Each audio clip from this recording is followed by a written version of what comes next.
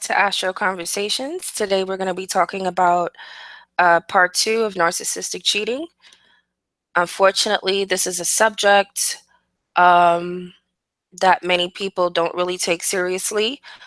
Um, so this is going to be for those who do take the subject very seriously and understand the damaging effects and the ripple effects that it causes, not only if you're experiencing this or if you know of somebody who's experiencing this. You understand that the rippling effect, it doesn't just start at the surface. Unfortunately, it trickles down eventually, and it affects everyone. Okay.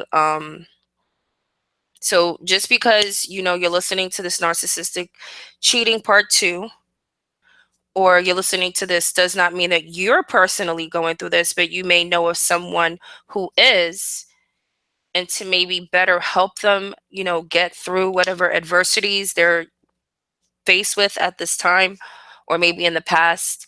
Just getting an understanding of all of this can maybe help you help them. And the unfortunate part about this, I believe that when you're dealing with a narcissistic cheater, I call it like spiritual cheating. And I call it spiritual because it starts from the inside out. And we'll talk about these things. Let's just get down to it. Let's just get it over with. Time. So I figured let me get a video in. I want to mention another thing too. The reason why this is involved with the Astro channel, because when you're dealing with a narcissist or a spiritual person who is living on the dark side, they have like certain kind of traits um to them, like anything. Like if you're dealing with, I'm just going to give you an example. Let's say if you're dealing with a domestic pet, or let's say a pit bull versus a poodle. A pit bull and a poodle, they have different characteristics about themselves. Just like a giraffe and a lion, they have different characteristics about themselves. Um, People from different cultures, they have different characteristics about themselves. They have different religious beliefs, different things. So when we talk about the dark side of astrology and people who are into that, sometimes you're in a situation where you're like, you don't really understand why this person acts a certain way. This is why the dark side of astrology has been introduced with this storyline of cheating, okay? Which I call it spiritual cheating. So when you see these, different kind of characteristics and you see what's going on, it kind of like you put everything together and you kind of like make sense of it. So the stress factor is not as high as it would be if you lack the information. Okay. So let's jump right into it. So I call it spiritual cheating. Um, in my definition, I believe that spiritual cheating is a slow, strategic process that over time will eventually break down your spirit. And then after that, it will affect your self-esteem. Your outlook on life will be different than, I'm sure, how it was when you first got with this person or that person, whatever the situation is. Um, Dreams that you had, like, things that you dreamt about, you wanted to put into fruition, or, this thought or whatever thought in your mind, your imagination. Okay, I'm going to go and buy this property with this person, or we're gonna start to build from here, or whatever. Like, let's say if you're in an apartment, whatever the situation is, you're like, okay, I'm gonna get with this person and we're gonna do this together. There's no one else. I don't care how good looking they are, how sexy they are, how smart they are, anything. There's nobody else that could come in between the connection that you have with this spiritual cheater. So your dreams will start to dim. After you go through all of these processes, and yes, I will be editing my videos and adding pictures so you can get a visual of what I'm talking about. But even if you don't have the visual right now, I can give you an example of a person who's going through this right now, which unfortunately is public, which I hope that we'll talk about. Um, is a person, her name is Lala Anthony. And I don't know if you would call her a model or an actress. Or, I don't know what she is, honestly, but she's married to Carmelo Anthony, who's a basketball player. This is not the first time that we've heard of Carmelo, who's a Gemini. This is not the first time that we've heard, and it's been public, that he's cheated on Lala Anthony.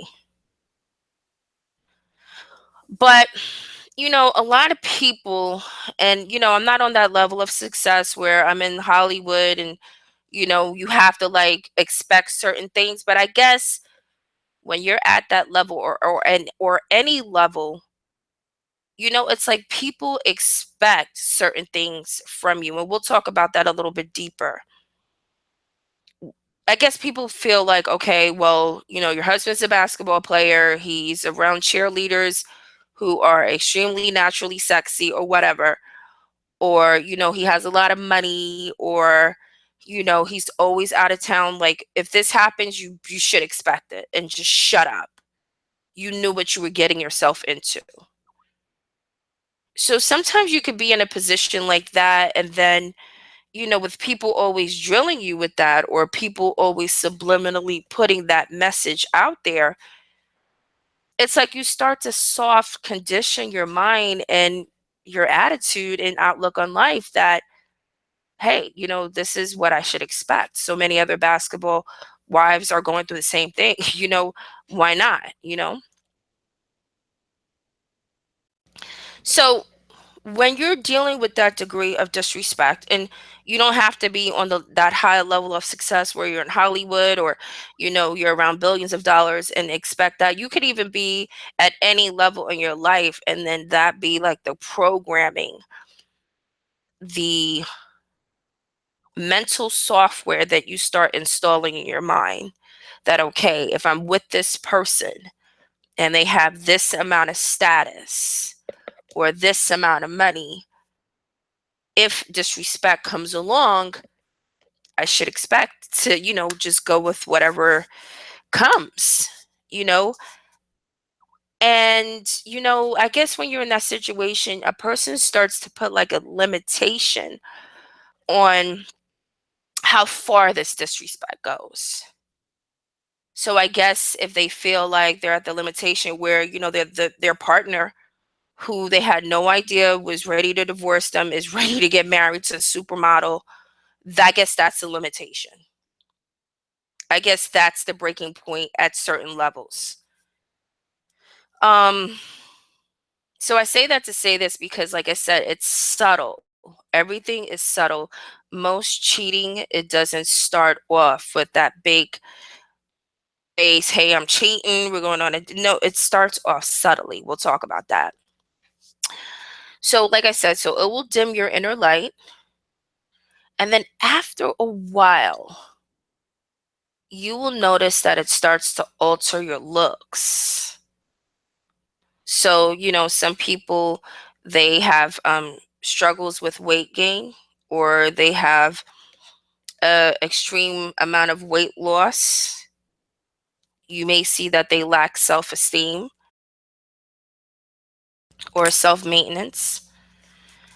You may find that, in the beginning, let's say if it's a woman who's found herself in this situation, she was once a woman who was always at the hair salon or always at the nail shop, always doing something to beautify herself because she was looking forward to the connection of her love. But then after finding out that the best, or whatever the situation was that she was putting forth, it wasn't good enough, that the partner has now went out and seek somebody else who may look a little bit better. And then from my understanding, a lot of times the person that they're cheating on with actually looks just like their partner, which I don't understand what that's about. But let's say if that's not the case, then, in some area or another, even though you say, okay, this person is not better than that other person, in some kind of way, unconsciously, you start to believe it, and then the self maintenance just decreases. There's nothing to look forward to anymore, I guess, because the person believes their competition is way out of their ranks. This could be an older woman who has found that her husband is cheating on her with a younger woman. So the self maintenance of trying to, keep up, look better for herself, not for him, not for anybody else, but for self, is not something that she may look forward to anymore, because you figure she's older, this person's younger. You can't really compete with that. Age is on their side, time is on their side, etc. Um so anyway, so when you first start to experience the spiritual cheating, like I said, it never starts off harsh or big. To me, it's like similar to Chinese torture. Like I said, it starts off really subtle. It's like for instance, like if you put a hamster in a cage and it's made out of glass. And then at first, you get to pull up the doors and you let the hamster know, okay, you're free to go past door number 1 and past door number 2. y- Past door number 3, you can get out of there sometimes. Like every once in a while, they go past these doors, they get out of it sometimes. And then after a while, they see that they can't get out of door number 3 anymore, but then they're able to get out of door number 1 and number 2. All of this is made out of glass. And then eventually, number 1, they can't get out of it. And, eventually they can't get out of it at all. And because they've been conditioned, the slow conditioning, just like when you're in a relationship with somebody who's spiritually cheating on you, like I said, it doesn't start off harsh. It may start off with, you may notice that your partner starts to dress provocatively if it's a woman. If it's a man, you may start to notice that, he's really worried about, getting haircuts, more frequently than he used to. Or he may be interested in going to the gym more than he used to, drinking more shakes, things like that. Or, again, if he's a man, he may start to complain, start arguments, act grouchy. If it's a woman, same thing. She may get pissed off at the littlest things, find reasons to like not talk to you, not answer your phone calls. Um, so like I said, it starts off slightly, and like the hamster in the cage, even if you remove the whole cage and you're like, okay, this hamster is free to go, they've been conditioned so much that they can't even see their way out of it. And that's how it is when you're dealing with somebody who's a spiritual cheater, because over time they have conditioned you. And when you're conditioned like that, it's like the Lala situation, like I was talking about. You may feel like you can't really get out of it because you haven't had that experience. You haven't had that time that you were either able to gather, like the cheater has, with forming new relationships, with having that security of knowing that if this doesn't work, I still have options. You see, the spiritual cheater, they take those options from you when you're always surrounded by them and they're able to deal and communicate and have sexual relationships or emotional relationships with other people. They're able to see, okay, if this doesn't work out, I know from my experiences that I've had with others that I still have that option. So leaving the relationship, you notice, you could see these differences. You could see the misery of what a person goes through if they find themselves, discovering about being cheated on. Okay. Um, so what does it say here? It says, yeah, it says so. Yeah, so everything starts off subtle. Like I said, you'll notice the haircuts, more advanced with going to the gym, dressing provocatively, Often going out, coming in late with excuses. These are all subtle things that happen, and then you forgive, you forgive, you forgive, you forget, and then it's subtle, keeps going back and forth. But each time it just increases, but it increases very subtly. So you're not able to see how deep it gets over time. So they sting you, ask for forgiveness, and do something nice. You forgive them. You forget, it happens again. And each time it happens, like I said, the disrespect, it increases to the next level. And it's to the point where it cannot be reversed. And now you're in a position where you're the person who is now desperately wanting to be with this person who has over time conditioned you to accept this behavior. Okay, because you've pretty much accepted the behavior in the past and have often forgive, so they figure in their mind, why not forgive it this time? I mean, you've forgiven me all the other times and there was no consequence, and all I had to do is take you out on a date, buy you some flowers, ask for forgiveness, give you this outstanding love making session, to the point where you are now like totally sexually lusting after this partner because you don't want the other person to enjoy that type of sex. So this is the subtle breakdown. And each incident, believe it or not, it changes your personality.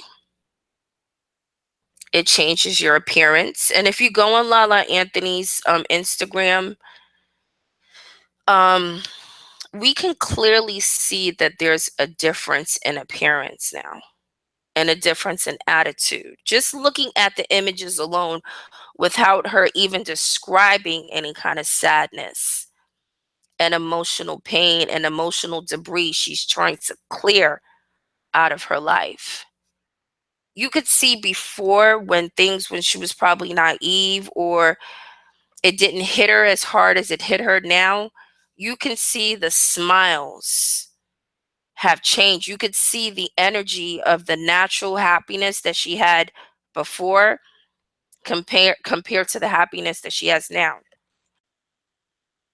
Same thing with Steve Harvey's wife, ex-wife, who, if you listen to her story, she even said that over time, you know, smiles were forced. She was unhappy. And when she looked back at those images, she can actually see when things got worse. And even you could even test that on anybody who is going through that. You could see them before. If you look at the images and you see them before, look at the natural happiness and you look at them now, you can see a decline.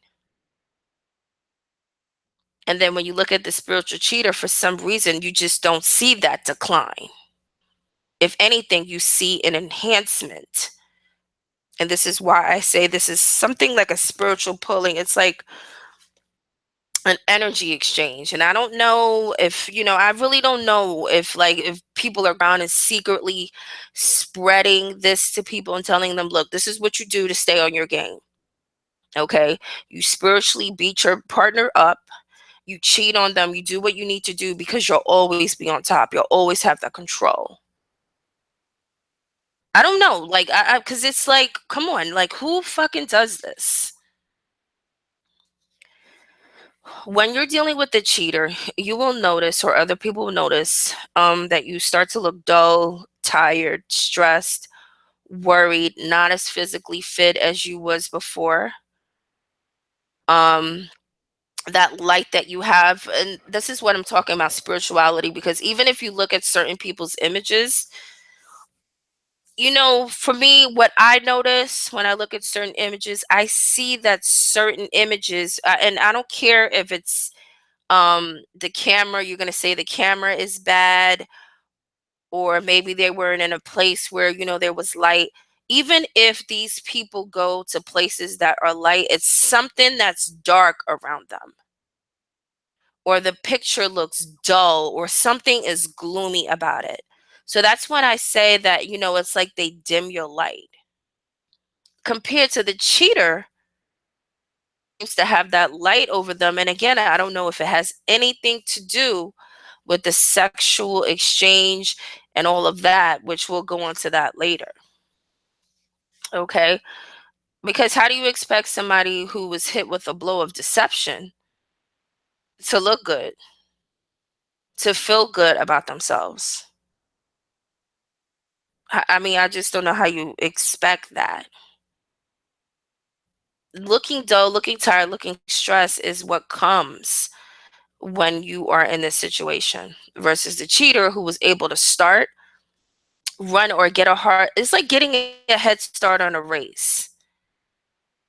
Like here the victim is, well, you don't, some people say, I don't want to say victim, which I understand. Okay, but here you are as the person who's found themselves in this situation, and you've been practicing, you've been putting in the time, you haven't been missing out on those parties, you've been missing out on these events, you haven't been able to indulge in food and all that. This is just an example compared to that cheater who was able to indulge in cake, able to not work out, went to those parties, had a good time, enjoyed sex, um, enjoyed a good time, and enjoyed communicating, enjoyed all these wonderful things. And then when the race is ready to start, this is just an example. Here you are in a deception situation. You don't know what's going on. You're here starting at the start of the race. Your deceiver who enjoyed the luxuries, enjoyed the good time, the good food, the good intimacy, and was able to build on a variety of different flavors of love. They now get a head start, and not only are they in fourth place or fifth place or whatever, they were driven there. So they flew in there. They were way ahead of you. Okay. By the time you get there, you're like, wait a minute, this is what's going on. That sets you back. Okay. And then you start to see, whoa, things start to become blurry, shady, sketchy. And then you start to feel scared, uneasy, unable to swallow what the hell you've been so blinded about. So you get thrown back and you have to start again where you're at in this game. And according to where you're at is where you have to start quickly. You have to start picking up the pieces and start dealing, understanding. And now you have to start dealing with the spiritual baggage that was given to you, that pretty much was dropped off for you to deal with. And many people, including the cheater, will now look at you with their nose held up high, with pity you. What are you going to do now that you have been played? And the person's probably standing there, sitting there, or found themselves in this situation like, oh my goodness, where the fuck was I at?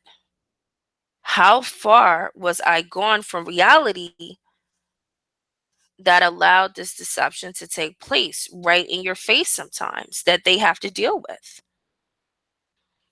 So now this person has to deal with reorganizing, negotiating with the love, the lust, the sex, the affection that you know what I mean? Like when you're dealing with a cheater, see, a lot of cheaters don't understand.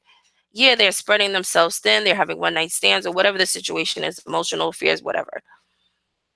They don't understand. You know what? Guess what?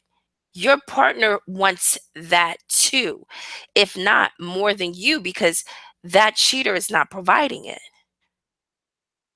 Okay?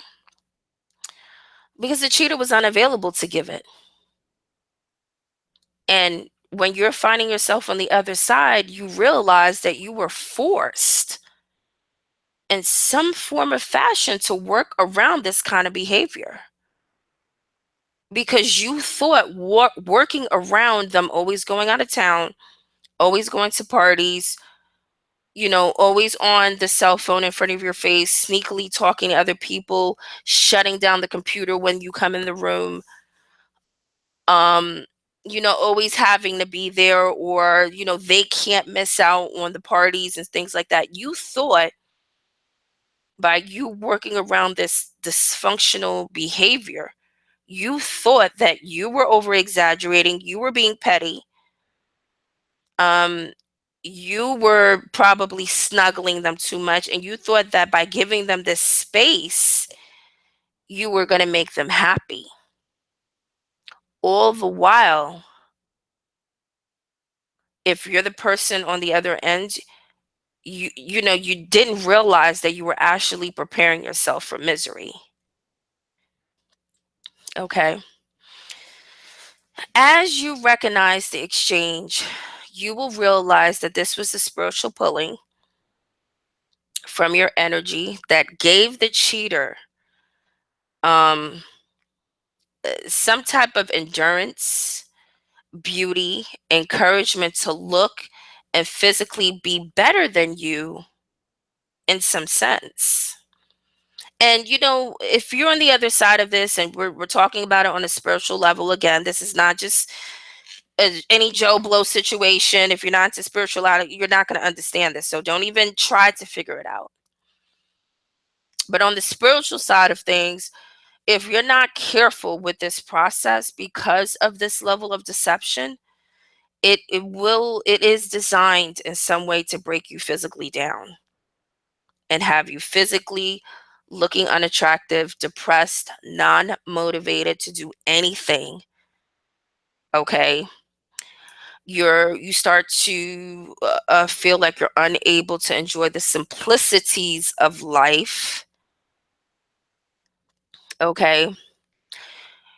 I mean, sometimes people become so depressed from what I've read and research that it gets bad to the point where they even start to lose track of time. I mean, real time. Okay. They start to miss out on events. They miss out on friendships that they can be building with others because they're trying to hide, because either the depression has taken over to the point where it has altered their looks, or the depression has taken over to the point where they feel like they're just not going to bring any positive energy to the environment, so why even go to that event? Okay. Basic conversations that they once enjoyed is a challenge now, because now the person who has found themselves on that situation always finding that, and people stand clear of people who are going through this because they feel like, okay, I'm calling this person for a basic conversation, and I know some way or another the conversation is going to be turned around where they're complaining about being cheated on, or they're complaining about being disrespected, and the conversation is going to turn. They're going to be asked questions or be brought into that gloom and doom when they are not experiencing that in their own relationship. So they start to lose out on basic conversations with others. Okay. And like I said, I know it sounds crazy, but this is what happens to victims. Okay. And the cheaters benefit, and all your losses, like I said, they, for some reason or another, and this is from what I see, physically, imagely looking, the cheater does look brighter, healthier, sexier, and sometimes even more financially abundant, believe it or not. Everything expands when they are dealing with this type of deception. And I think that's why it happens so frequently if you're involved in this type of situation, or you hear about it so much. Even like when you watch reality TV, you hear about, all these basketball wives, all these women on reality shows going through this, because it's like the deception is what's going to keep these people on top. Okay. So Yeah, you like I said, you may notice that they never say. And then, when you're dealing with somebody who is like I said, there's different levels to this, but once you're at a certain level, um, which is the highest level of disrespect, you may notice that you never hear again that they say that you look beautiful, you look sexy, anything positive anymore. What you start to hear is nothing but complaints and disrespect. Okay? Because now all that energy and all those compliments and all that assurance is now being given to someone else. Okay? Which, if this person was able to tell the truth, um, you would start to understand, wait a minute, this kind of behavior that you're giving to someone else starts like you're trying to build or create a relationship that's on some type of level, which will, after some time, become stronger and strengthened. And the victim, unfortunately, will find themselves left out and unprepared financially, um, emotionally, any kind of academics. You will be totally unprepared because of what has been built behind your back. And I should have incorporated the same kind of information in a certain dark side astrology, which I'm not going to even mention what that sign is. But this is exactly what happens. This is how they start building things behind your back.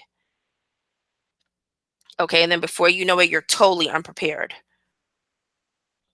This is why, a lot of people, even if you look at the statistics, they say, a lot of women complain, I was married to him all these years, and, we broke up, and hey, he just got married 3 months later. And then, you know, the wife is stuck like, oh my God, like, he got married 3 months after we broke up.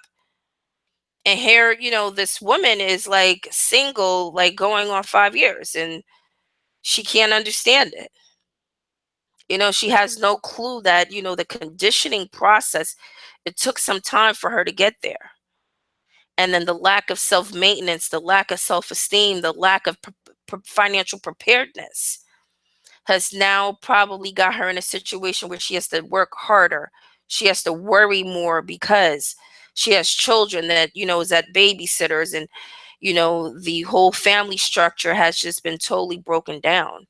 So now that's another worry. So worrying about self maintenance is like the last thing on her list, which, pushes her further away from getting into a relationship with somebody else. Not saying that that's a healthy thing to do, but then you want to know why the cheater was able to move on before. It's because they were going through this process. They were building towards that. Um, we're gonna have to end it soon. We'll probably have to pick it up. Unfortunately, I know this is a terrible subject to talk about, but it seems like a lot of people are interested in it. A lot of people probably want to get a more of an understanding of it, because unfortunately, believe it or not, this will, and it has, and it continues to affect many people on different levels of life, whether you have a lot of money or you're broke as a joke. It affects children. Let's say if the person who's being cheated on, they like, what, I'm done with this. I can't do it. It's breaking me down. Just like what I described of the breakdown. They don't want to be broken down like on that level. So they're like, you know what, fuck it. Let's get a divorce. Let's get this done. Boom. But then, what, you're able to move on. The cheater's able to move on, but this child is not. This child is not able to move on. That new person that you're introducing, the new stepmom, the new stepdad, they don't have that connection like you have with this new person, because you're probably sexually involved, emotionally involved. So that child does not have that connection with that person. So you're now introducing this new person to this child who once saw their parents together and that natural connection. So even though the cheater and you or whoever is able to move on and enjoy love again, experience a great emotional connection, this child is left without any feelings of connection, because they're hurt because you left the person, not knowing why, only once they grow up, later understanding why. And they're upset with the cheater, or they probably want to get closer to the cheater because they feel like they're trying to I'm telling you, it gets crazy with this. It's really ridiculous, this kind of disgusting behavior that ripples down to so many people. So we're going to end it for a few seconds, but we're going to say that some of the excuses and the lies that they believe, if you're a victim, um, trust me, you've heard at least one of these lines if you're dealing with a narcissistic cheater. Some of the things that you would hear is every guy wants to have sex with other women. And when the opportunity arises, hey, most men take it. So, you got to expect me to take it. It's a man biological imperative to have sex with as many women as he can. So why should I be any different? If I got enough or better sex at home, I wouldn't need to cheat. I'm not doing anything that most of my buddies don't do. So if you don't believe me, just ask their wives or girlfriends. Another one that women may hear a lot is if my wife hadn't gained so much weight, or if she was nicer to me or more attentive, I wouldn't have even thought about going elsewhere. Or if my job wasn't so stressful, I wouldn't need the release to get online sex. My dad looked at magazines and went to strip clubs, so that wasn't a big deal for my mom. So why should it be for you? So, like I said, or another thing you'll hear, I'm only sexting, I'm only flirting. What's the harm in that? I don't meet up with any of these women in person. It's just a game. I just want to feel like I got it. Or you know what? They send me a text. I send them a text. It's no big deal. So, like I said, these are the excuses that you may hear. So, we're going to end it. We'll pick it up and we will talk again. Okay. Thank you for listening. My new subscribers, I thank you so much and have a great day. We'll continue.